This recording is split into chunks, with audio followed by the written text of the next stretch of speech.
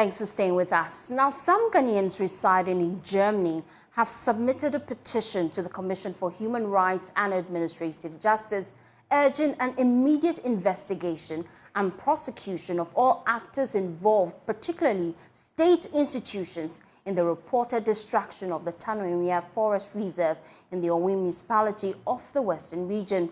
The petition is prompted by revelations from Joe News that certain miners have already damaged over 7 football fields within this critical biodiversity area. You can listen to a report by Rastus Asaridonko.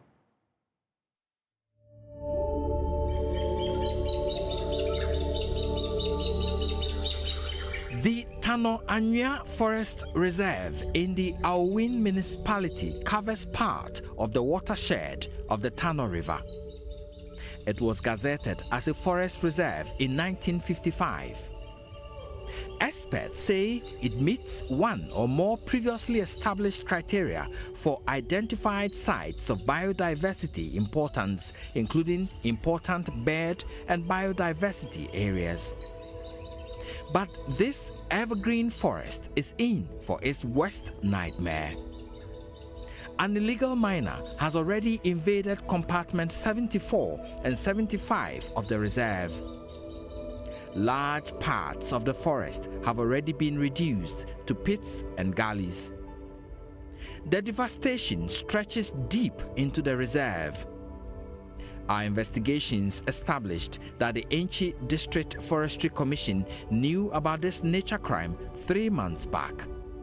But it was only on November 29th this year that the Enchi Forestry Commission head, Richard Entry, wrote about it to his officers, describing it as an attempted illegal mining. On December 17th this year, his deputy, ADM Felix, led the rapid response team to arrest the miners, 1 Chinese national and his 5 Ghanaian collaborators. They have all since been released on bail and their equipment released to them as recounted by this eyewitness. At the time they came, there were 2 excavators here working. They did not take any action, but rather asked the illegal miners to take their equipment from the site and leave. When we visited the reserve on December 22nd this year, we found evidence the miners have not left. We saw signs of continuous occupation and mining. What we are seeing here is a brand new, unused gold washing plant. And it tells you or gives you the indication that whoever was mining illegally within this part of the forest reserve has no intentions of leaving the place forever. They intend to come back to further deplete this forest reserve. Contrary to the usual Forestry Commission's rapid operations on illegal miners, power plants and settlements of the illegal miners were left untouched. You could see where they do the washing and get the gold finally. That is still intact, not destroyed. So this is the engine room where a lot of the operations, the central point of the operations happens.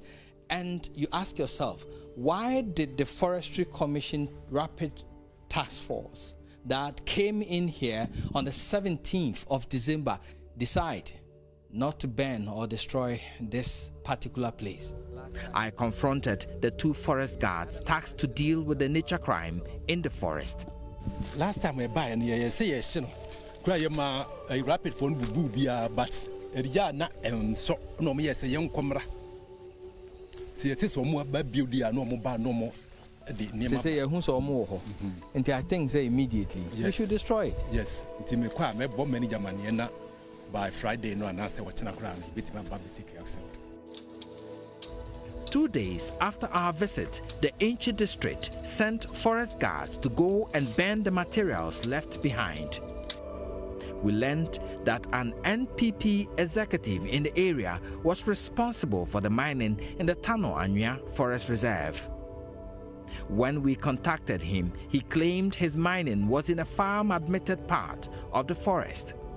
He would, however, not confirm he had a license or any permit for his mining activities. Reporting for Joy News, Erastus Asaredonko, Tano Anwia Forest Reserve, Western Region. Let's go now and speak to the lead petitioner, Sulemana Isifu. He's a microbiologist who has extensively studied the environmental impact of illegal mining in Ghana. Thank you for joining us here on Newsroom. First off, in the second paragraph of your petition, you accuse the Forestry Commission of, quote, administrative injustice. Why do you say that? What's the basis of your allegation? Yes, so thank you. Yes, so we are saying that the Forestry Commission is engaged in what we call administrative negligence. So we are saying that because if you look at the Forestry Commission Act, that is Act of Parliament 517, they have the power, they've been conferred powers of the state to protect forest reserves from pillage and from carnage. So when you are charged with a responsibility and you fail to discharge that responsibility, even though you have been paid for the discharge of that responsibility, then you are administratively negligent. And this is the barest minimum. But as you read our petition, we believe there could be more to it, or there could be more to it than meets the eye. That is why we are asking Shraj to investigate and probably confirm other malfeasances which are not apparent in the report that has been filed by Ghana's best journalist, Erastus Asaredonko. So as it stands now, on the face of it, we are accusing them of administrative negligence, but we believe there could be more than meets the eye, and it is only an investigation and probe that will establish as to whether there are other malfeasances that probably precipitated the indolence that we have seen from the Forestry Commission. As a microbiologist, tell me, how important is this Tano Anwia Forest Reserve? Yes, so you know that last time I spoke about the impending danger, what I call ecological catastrophe that is going to befall Ghana if we allow this to happen. So, as you know, the Tano Anwia Forest is classified as one of the most important biodiversity sites, and these biodiversities, all these organisms that live in this area, we call it a biome. So normally a biome plays a very crucial role in assisting the ecosystem to render services. So we have some services that are rendered by the ecosystem. We call them the ecosystem services. One of those important ecosystem service is what we call the regulatory service. The regulatory service, for example, it helps to, for example, sometimes you know that the water table, before you can make the water becomes drinkable to us, it is the ecosystem services that purifies the water and make it drinkable. When you lose this regulatory function, it means that whatever moves from the surface of the earth beneath it, it will be difficult to purify, which makes water, for example, undrinkable. Also, the microorganisms that live in these areas are very important because we have microorganisms, for example, that are responsible for nitrogen fixation. So they fix nitrogen from the atmosphere. And this nitrogen is crucial for plant growth. When you lose these microorganisms, you are going to have nutrient deficiency, which means your plants cannot grow. There are other important services that the ecosystem provides. And once you disturb the ecosystem and you cross what we call the tipping point, you are going to lose all these ecosystem services, which will affect other organisms or other biological organisms like plants. And mind you, plants are the baseline, or plants are the basis for human existence. So if you cannot protect the ecosystem, which would protect plants, then it means human survival is going to be difficult. So it's a chain. The ecosystem is a chain. The ecosystem has been designed in an interdependent way. So once you have some organisms not available or not present, then the ecosystem itself becomes imbalanced. And when that happens, human lives and other biological organisms are in danger. And that is why it is very important that we fight as much as possible, like the way we are going to fight for our survival, to ensure that Galamsey does not have any place to stay in our community. And Tano Anwia Forest in particular is very important. It has international categorization. And that is why I'm so disturbed that the Forestry Commission looked the other way and allowed this pillage to happen, as if they don't know the impact and as if they don't know the responsibilities that have been bestowed on them per Act 517 our laws. So it is very important that we ensure that Forestry Commission discharges its responsibility in order to preserve our own lives. So this is a battle of survival, and nobody should deem Galamsey far away, because last time I mentioned, for example, that the pollution of the soil, the heavy metals that are being used to pollute the soil. Plants have the ability to take up these heavy metals. So you may be sitting in Accra eating mercury because the food that is provided by these communities have been embedded with mercury and other heavy metals. So it is a matter of life and death. And I think that it is time that Ghanaians saw it as such. And that is why we believe it is time for all state institutions that have power to ensure that other state institutions act in accordance with law, bring those powers on board. And that is why we are starting with SHRAJ. As time goes by, we will identify other state institutions that are supposed to ensure that those who are supposed to safeguard our environment, do so. So we are going to identify other state institutions and force them and invoke their powers to ensure that they also in turn ensure that the institutions that are responsible for safeguarding our forests do so. Otherwise, we are all in danger. Now, how swift do you want SHRAJ to investigate this issue?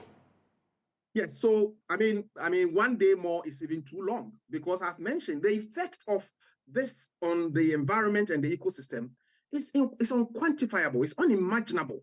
And you have seen pictures of animals that are being born with very strange deformities. Why? Because the forages, the crops that the animals feed on, probably have deposits of heavy metals like mercury, right? And you remember Dr. Sampene also mentioned that throughout his 20-year experience as a pathologist, he has never seen anything close to the things that he sees recently of babies being born with strange deformities.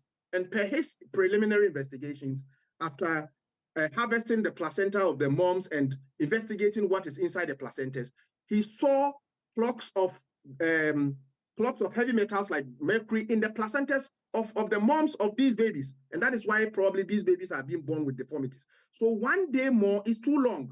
And so we expect that as a matter of existence, SHRAJ should initiate investigations immediately. And we are going to follow through to ensure that SHRAJ works in accordance with this mandate bestowed upon it in Article 218 of our 1992 Constitution. So 1 day more is too long, because this is a matter of life and death. And when you are battling for survival, you do not wait a second more. So we want SHRAJ to act immediately because of the nature of the issue that we are dealing with. Galamsey is a very dangerous activity that we cannot allow to survive, or we cannot allow it a breathing space in our society. And if SHRAJ fails to act on your petition, what's your next line of action? Yes, we have a recourse in law. So, for example, we are planning that if SHRAJ were to fail to respond per law, we would, for example, file RTI to demand of SHRAJ to give us an update and to explain why they will not act on our petition. If that does not, for example, work, we'll identify other courses of action, including, for example, bringing a lawsuit and class action against other state institutions, including SHRAJ itself and Forestry Commission for negligence. We would go as far as going to the Supreme Court, for example, to declare the ineffectiveness of Forestry Commission as a breach of law and as a breach of the fiduciary duties that have been imposed on them by our laws. So we are willing to pull the string to the last breath to ensure that state institutions that are responsible for protecting our environment work.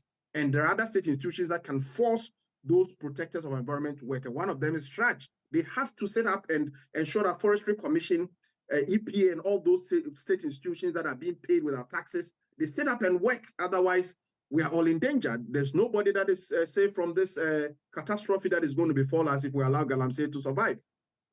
Thank you so much, Suleimana Isif, who is a microbiologist and is also lead petitioner. We'll be following up with that story to give you updates as at when we have it. Well, let's go to Keita now, where there is growing concerns among residents of Jelukofe in the Keita municipality of the Volta region over the ever-increasing incidence of sand winning along the coastline.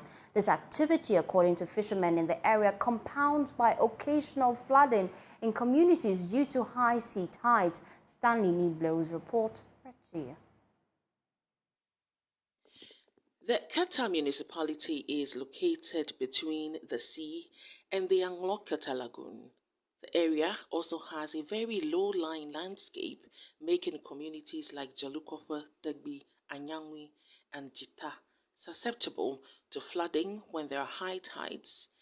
Beyond natural phenomena such as climate change causing sea levels to rise and overflow, opinion leaders believe the daily ritual of sand winning at the shoreline is worsening the issue, with the sea encroaching closer to the community each day and substantial dryland being lost.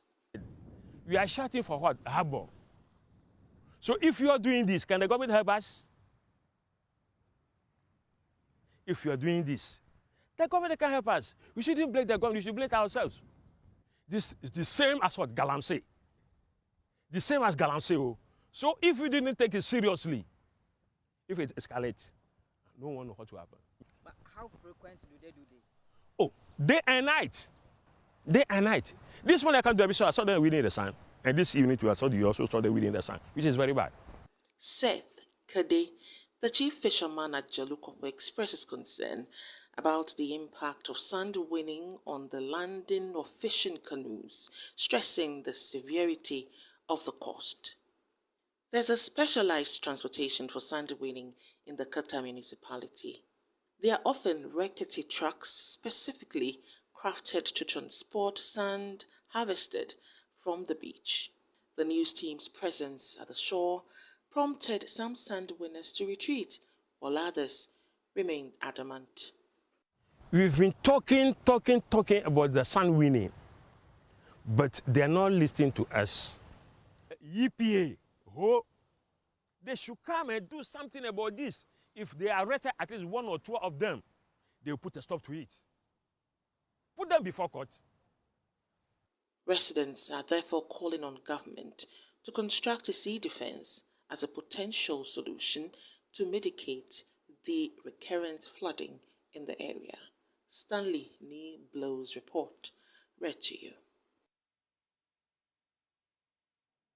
Pressure group Occupy Ghana is expressing disappointment in the report by the OSP on the reported case of attempted bribery of some MPs in Parliament. The OSP's investigation, triggered by a petition from the group, aimed to examine the alleged attempted bribery of the Majority Caucus of Parliament by an unnamed businessman during the period when pressure was mounting on the Finance Minister Ken Ofori-Atta to resign. However, Occupy Ghana finds it shocking that the OSP could not reach a reasonable conclusion on the case and ended up protecting the businessman allegedly involved. This follows failure by Oseche Mensah Bonsu and Andy Apia Kubi to substantiate their claims with facts. Well, my colleague Samuel Mbura joins us via Zoom with details of this statement issued by Occupy Ghana. Sami, what does it say? Well, Occupy Ghana has not only expressed shock and disappointment in the report presented by the Office of the Special Prosecutor. They are also singling out Honorable Oseche Mensah Bonsu, the majority leader, and Andy Apia Kubi. You know, they were those at the center of these allegations. They think that they have done the public a disservice by not adducing facts and relying on rumor alone. Aside that, they are thinking, or they're thinking of the Occupy Ghana is that there's something perhaps that is rehearsed to just change the direction of this particular conversation. So they are not happy that, yes, the MPs are not able to adduce facts to substantiate their points. And also the OSP, despite the resources available to it, is unable to unravel the situation at hand. And moreover, their major concern has to do with why the said businessman has been shielded. His name has not been mentioned. So as a result, the Occupy Ghana says they are not resting on their oars at all. What they are going to do is that they are in talks with they have instructed their lawyers to find out whether Occupy Ghana and Ghanaians have the right to know who this businessman is. If they they establish that from their lawyers, then they'll be using the Right to Information Act to force the OSP to name this businessman involved. They think that if they take this particular step, it will trigger more evidence for the OSP to be able to go into the full details of the case and then deal with those who are involved in it. Thank you so much, Samuel Mbura. Now, the New Patriotic Party has completed the vetting process for aspirants in constituencies with sitting MPs nationwide. The vetting covered 137 constituencies with 373 aspirants participating, and in the Ashanti region, they have the highest number of participants. The total number of aspirants advancing to the next stage is yet to be confirmed, as there were reports of disqualifications.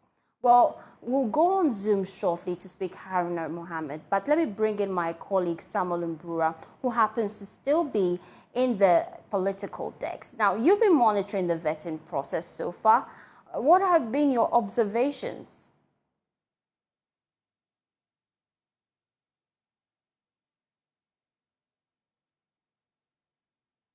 Unfortunately, we can't hear you, Samuel Mbura, but let's move now to Cape Coast, where a morning show host with Cape FM in the central region, David Kobna, has been beaten to pulp by alleged MPP thugs. The presenter was mistaken for a man accused of insulting the Member of Parliament for Ewutu East, Mavis Howard Kumsin, on Accra-based television. There's more in this report. The Cape FM morning show presenter was one of several journalists who had gone to provide coverage for the MPP parliamentary vetting at the Central Regional Coordinating Council in Cape Coast.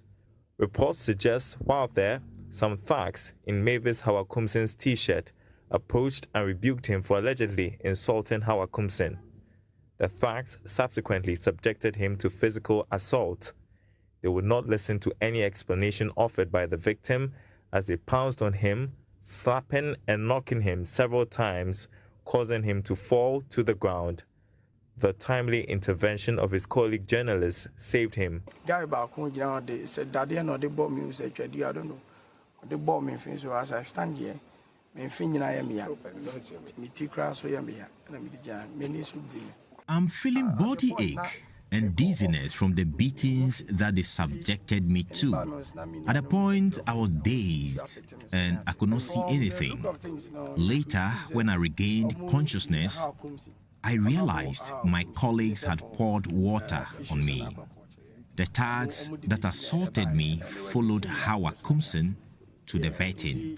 Eric Annan, Sumpa TV Central Regional correspondent who was with the victim before he was attacked, also had this to say.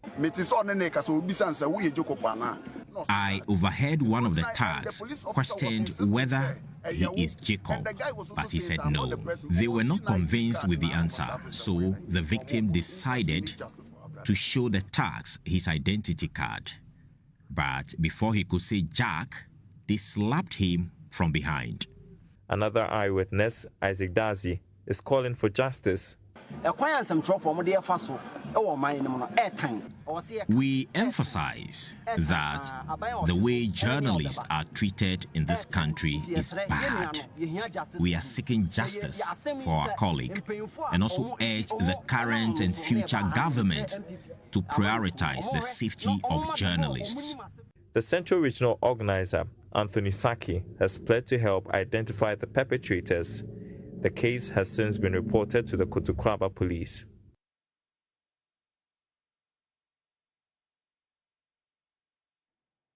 A group identifying itself as proud customers of Men's Gold have called for adequate protection for the gold dealership firm. The group disagrees with the prosecution of managers of the defunct company and believes Men's Gold contributes to the nation taxes and thus must be allowed to operate. Some management members of the firm are currently standing trial for alleged gold transaction without license. The firm has also not been able to refund millions of cedis owed its customers in investment of gold collectibles after the Security and Exchange Commission shut its operations in October 2018.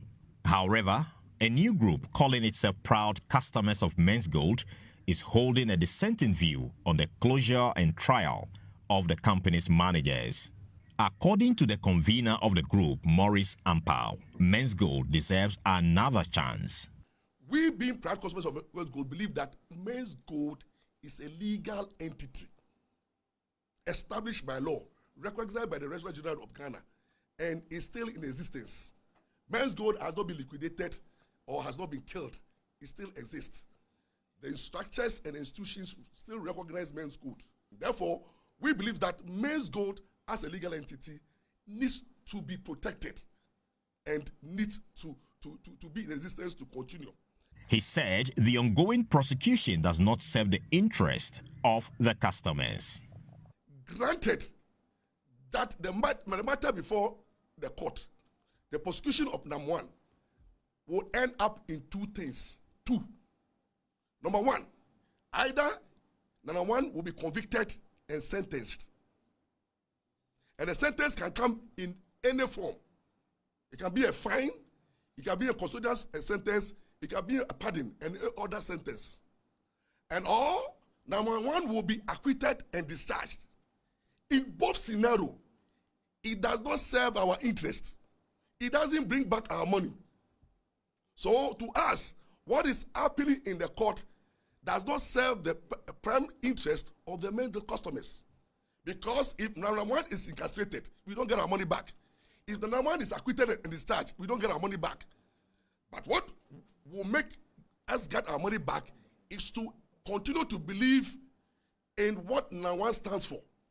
Maurice Ampao maintains that certain notable people whose investment were also locked up with Men's Gold have already been paid.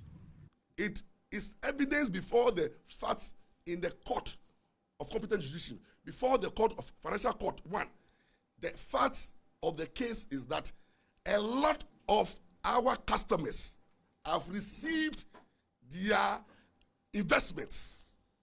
The big men have taken theirs, and others have been paid by Yoko.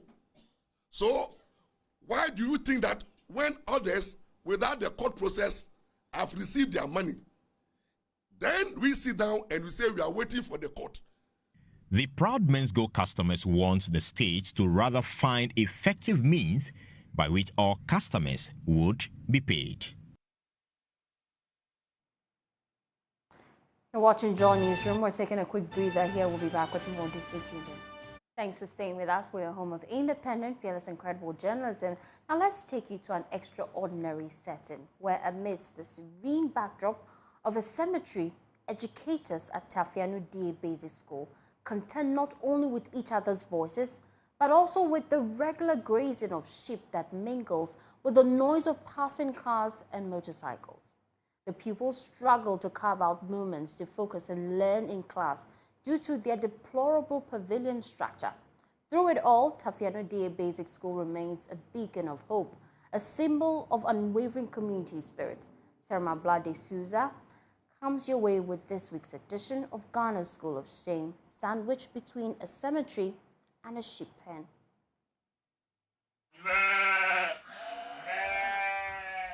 Nestled in the heart of Tanfiano, a serene village in the Nkranza North District of the Bono East region, is the Tanfiano DA Basic School, a school with a unique set of challenges.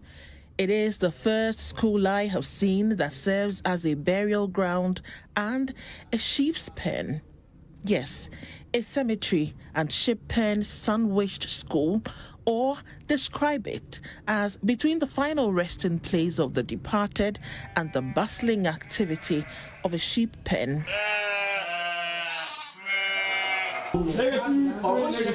Teachers here are forced to compete with each other's voice as well as the rhythmic grazing of sheep, creating a sound that contests with the disharmony of honking cars and the persistent grinding of motorcycles passing by. Their pupils also struggle to focus in class due to the same factors serving as a constant distraction to the pursuit of knowledge within the school. Say your school muhai enye ade papa say ye betina masua ade nti. Ye sua ade kra na ye ho tete. We feel uncomfortable when learning. The bleating from goats, conversations from passers-by, and moving cars distract our lessons. We can barely hear our teachers when they teach. Class Omitimi ye dede ema wa wo teacher nature ade no. Wonte obetie de omo kan mo untie ha idea. Na fe so cars ne mponche a mo ye dede ni na so na wo hwe ho no. The teacher ne be kan untie. We are pleading with authorities to build the school a new structure for us. There are no classrooms, no furniture, and no teaching and learning materials. Said ye need chop grandpa at the battery, same conya, say an idea and conya free, fear by any no monkey to him say, Uben who be by no sooner conya, will be on your conya no at nafum. The best lab and so bad boy and Amayanya school. Come at them. Say yes, ya dear crana, one. It's been nama, a bin to me rare class at Granada, ye pamomo.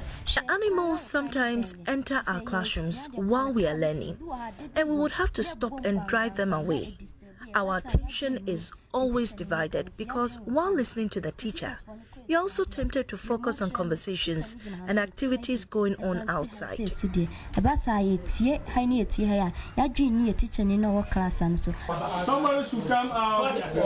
I decided to experience it for myself, so I pitched camp at the footing of the junior high school JHS 1 class, and I could hear everything.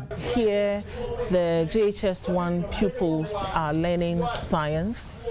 The JHS 2 pupils are having their mathematics class, and the JHS 3 have social studies. But as I sit here in JHS 1, I can hear everything that is happening in the second and third classrooms. So this is the challenge here at the Tano Anwia Basic School.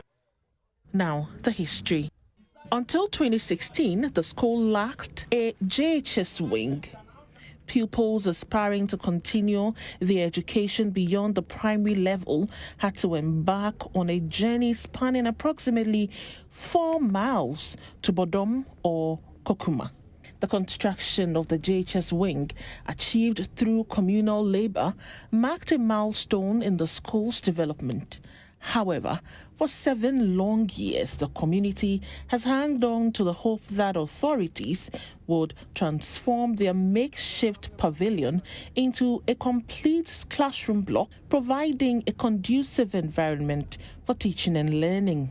Unfortunately, this dream remains unfulfilled, and the school continues to grapple with the shortage of teachers, inadequate accommodation, and harsh conditions. Community is abon homodin na school down or is you toy from a bugu and structure. I mean, the age now. The community has tried its best in building the school. The current classroom they are using was built by the community. Bungalow, so community no, and aboa. So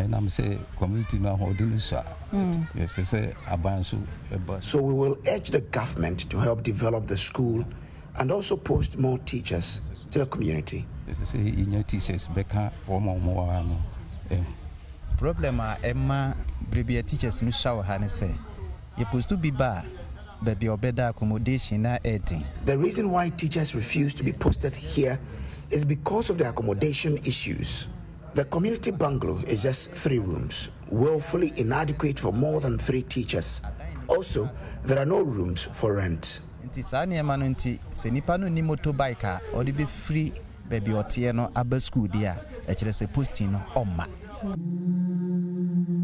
The pervasive fear of ghosts haunts some pupils.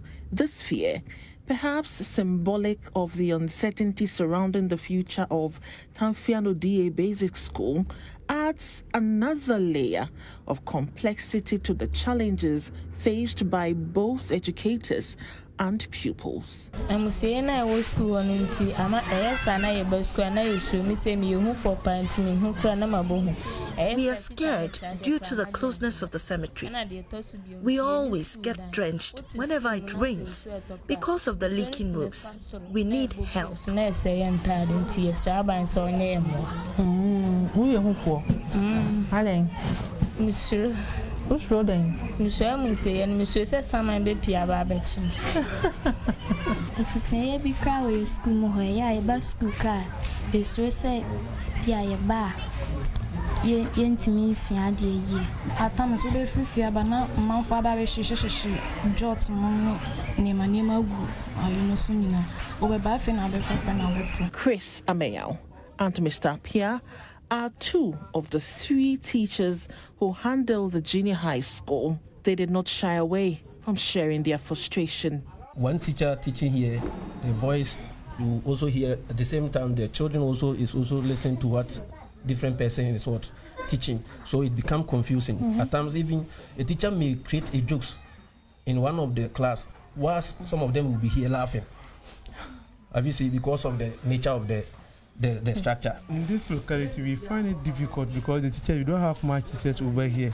So a teacher can handle even more than 2 or 3 subjects in a school here. So 3 teachers are controlling the whole of what JHS. And in the community, you can also have burden, or you can have room to get or to hire and stay inside. We are managing with it because if you are teaching and animals are roaming around, you cannot stop what you are doing and chase them. So you'll be teaching while they also be roaming. In the midst of the tranquility of the cemetery, the pastoral symphony of sheep, and the chaos of passing vehicles, Tanfiano DA Basic School, according to the headmaster, stands as a testament to resilience. With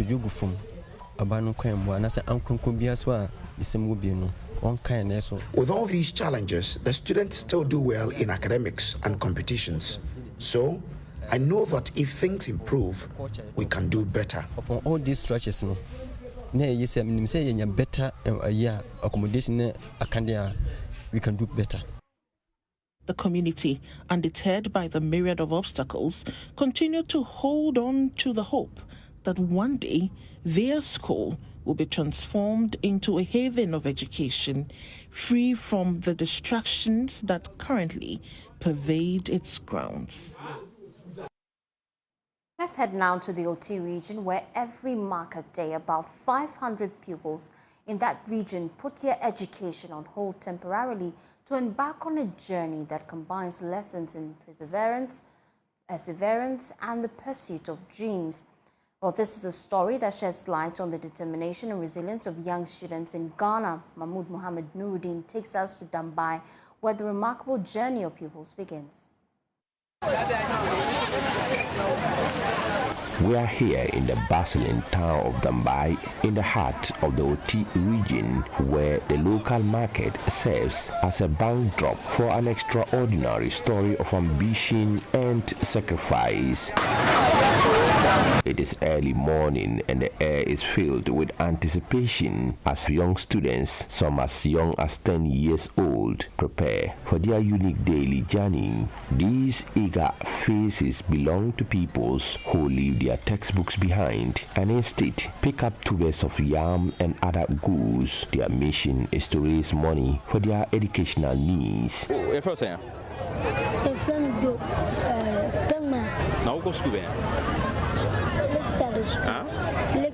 My name is Joe Tumwa and I'm a student at Lakeside School. Currently, I'm in class 6. Unfortunately, I couldn't attend school due to a torn uniform. I informed my father about the situation, but he explained that he doesn't have the financial means to provide a new uniform at the moment. Additionally, my mother has traveled. However, I am determined to return to school as soon as I am able to acquire a new uniform. Today is Monday, and one would expect that these children will be in school. Unfortunately, some of them are here to make money. Your family is I am Yusuto. I carry yams on my head to earn some money because we were asked to buy books. Carrying the yams has a physical impact on me.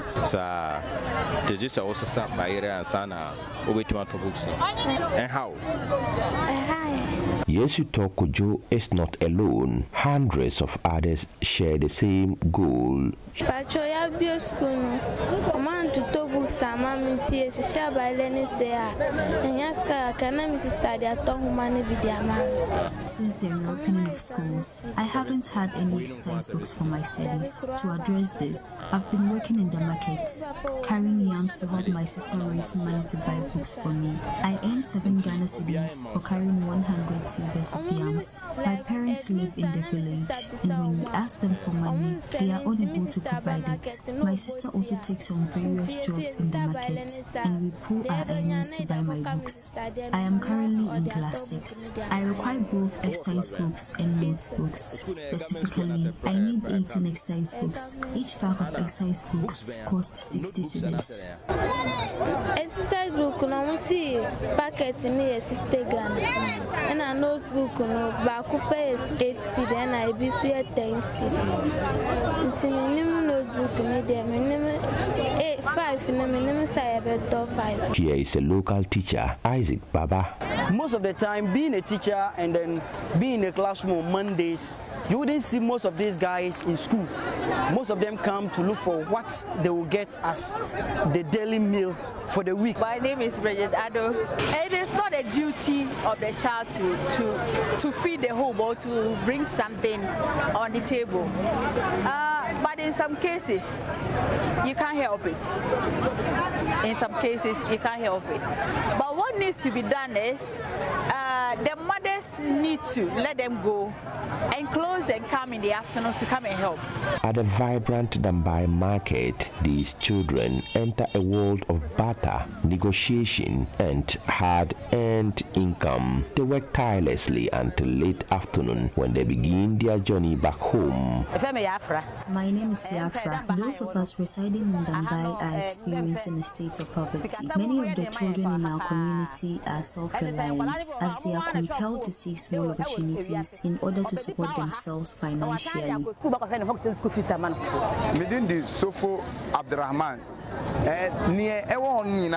known as Sofo Abdurrahman. The reality is that a number of children you observe in the market are actually orphans, and as a result, they must work in order to provide for their own needs.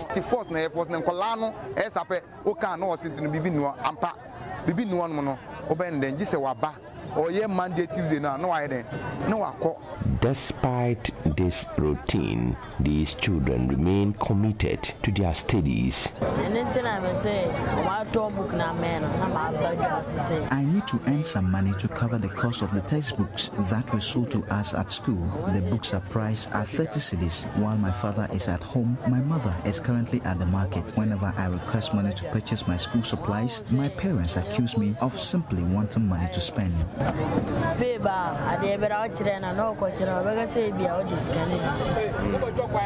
is clear that these children are willing to go to greater lengths to secure their education and chase their dreams, but it raises questions about access to quality education and the support system available to them. In our municipality, you have some major towns which have markets on working days. Al-Hassan Zulkiful Osman is the leader to all security supervisors in the Karachi East municipality. We have traced the causes. One major cause is parental irresponsibility. Some parents think that the children are those who must help them to do their buying and selling in the markets. You see a young child of about 6-7 years carrying things to go and sell.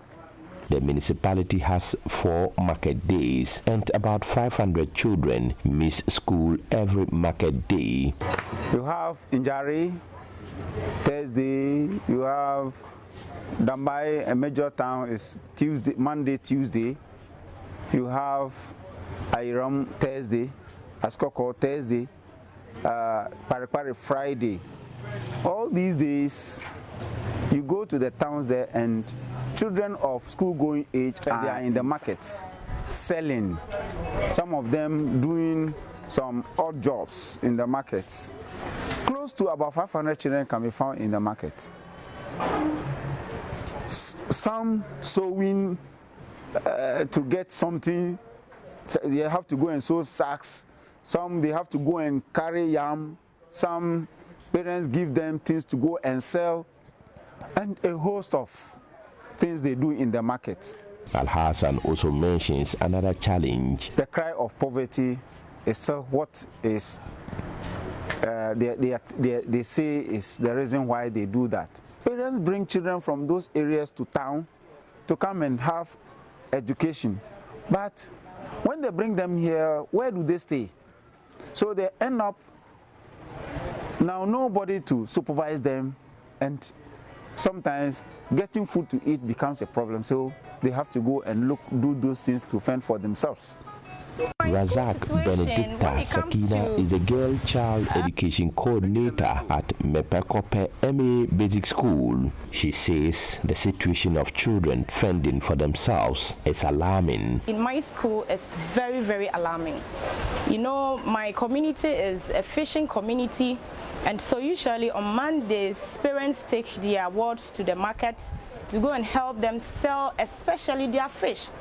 And another problem is that most of these students fend for themselves, and so they would have to go to the market. Sakina paints a picture of how the situation is in her school.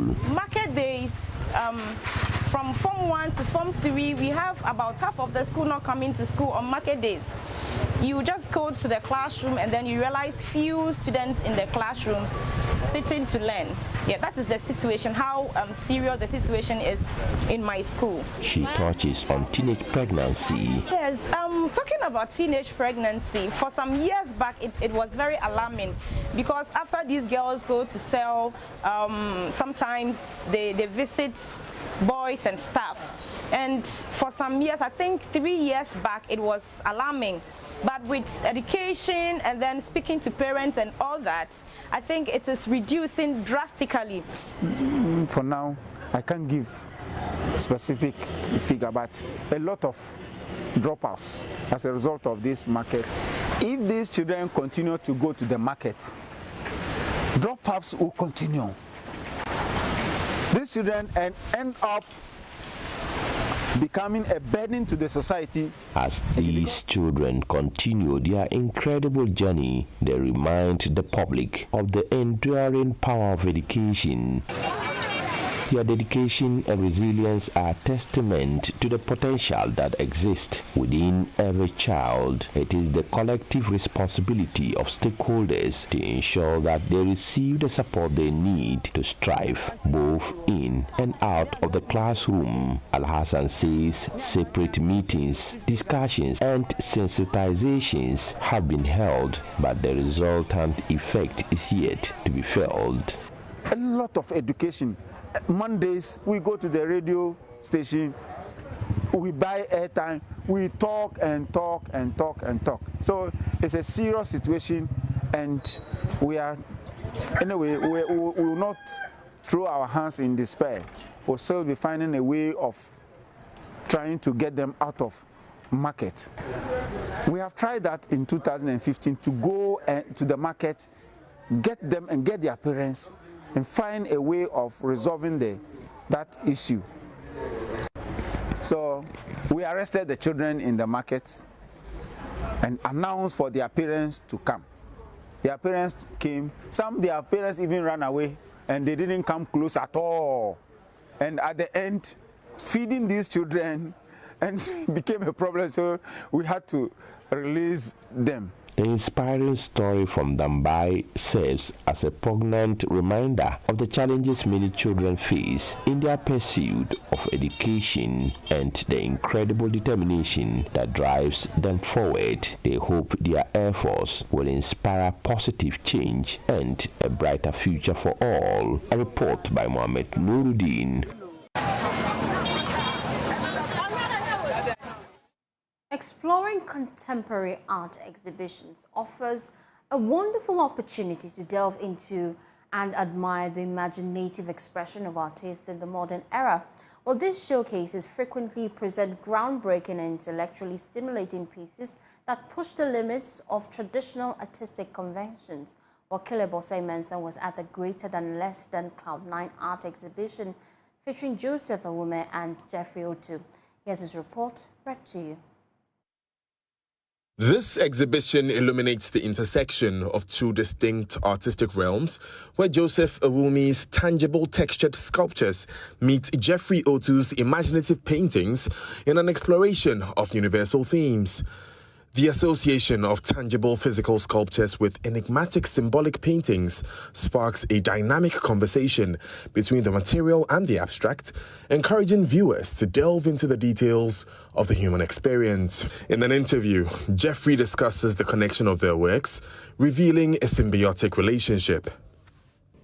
So with this exhibition, how both of us, our works seamlessly fit with each other, or they correspond with each other, was that there are similar themes, such as the clouds, figures. With Joseph, he works with themes of loneliness, isolation, life. There are different things. There's life in general and everything in between. And my work also borders around these same themes. So in my work, we have like burning flowers, melting flowers. It borders around surrealism. With his works, we have like figures with standing, holding flowers, wreaths, and beds, in isolation. So with that, it's figures, flowers, but they all find a way to, be very cohesive. And with the themes such as like life, death, and life in general, and everything that goes on with life. Greater Than, Less Than Cloud 9 encapsulates Joseph Anwia's focus on the raw and unpolished aspects of existence, harmonizing with Jeffrey Otu's exploration of fantasy and imagination through cryptic symbols. The works I displayed are mostly pieces of relating to the themes of life, love, death, and isolation. So I'm very much inspired by conversations, by my surroundings and my own personal experiences. So creating these pieces were somewhat difficult in a way, because I had to really bring those emotions to life, and that's one of the hardest parts. And yeah. Joseph shares insights into the inspiration behind their art piece, while both Joseph and Jeffrey provide special reflections on how life experiences have influenced their creative endeavors. Embarking on this art journey in the beginning, it also broadened my perspectives about life in general, interactions with people, and also how exhibitions are made. So with this exhibition, when the audience came on the opening day, we realized that they were interacting with the pieces, because some of them have never really seen art in this manner, with the installations and the paintings. So it also gave us another chance to explain and also sort of educate people on the arts and the art of collecting and the art of also appreciating art. So with this exhibition, really, I think it taught all of us, we as the artists, as an artist, you can never know too much. Every day is a learning curve for you. And I feel like this exhibition, it really taught us a lot, and it also taught the audience a lot. Whether you are an experienced art enthusiast or simply curious to explore new forms of artistic expression, these exhibitions present a fantastic opportunity to immerse yourself in the realm of contemporary art. Well, let's talk about the 90s jam. If you were not at City Galleria last night, I don't know where you have been, but it was exciting. DJ Black and Anidosi behind the turntables, giving us hit songs from the 90s back to back. Well, if you missed it, here are highlights.